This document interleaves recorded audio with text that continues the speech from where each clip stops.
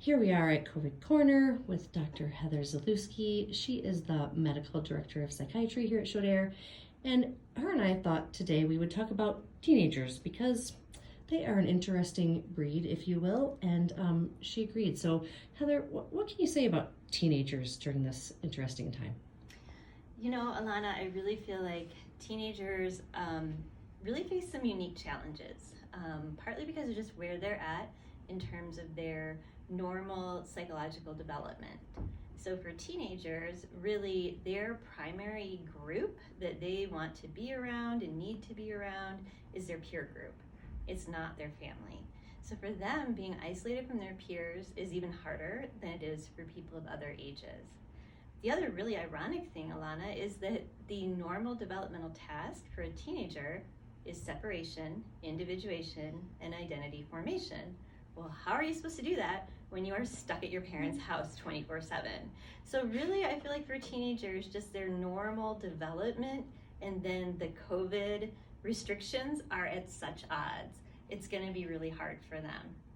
And then I think you also add to that a lot of teens, particularly high schoolers, particularly seniors, are really missing out on some very important milestones and life events that they have worked hard for, they deserve, and they'll never get back, whether that's prom or spring break trip or maybe even graduation. You know, we don't know that yet, but those are some really important life events that those kids are just not going to be able to experience, and those are very real losses. And I think as adults we need to validate that and not minimize how huge that is for them. And talk about it, it sounds and like. talk about it, absolutely talk about it, And how they're feeling it. is okay. Yeah, this is real.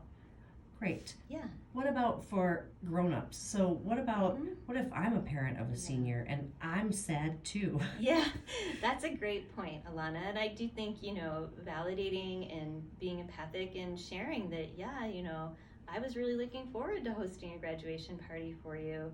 I don't know if I'm gonna be able to do that. That's sad for me too, but really this is your time, this is your event.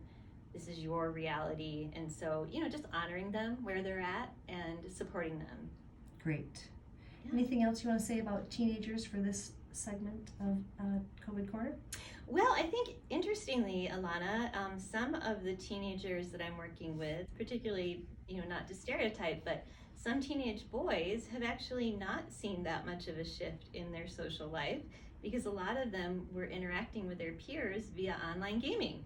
So for them, it's kind of, if anything, they get to spend more time with their friends. So I think, everybody is just reacting to this situation differently. I think for most teenagers, the isolation is really hard, but then there are those kids who are just like, hey, I'm kicking it in my room with my Xbox buddies and nothing has changed. So I think if your kid isn't struggling, don't make them struggle, right? Like if they're doing well, that's great, but I do feel like for the most part, this is a tough time for teenagers.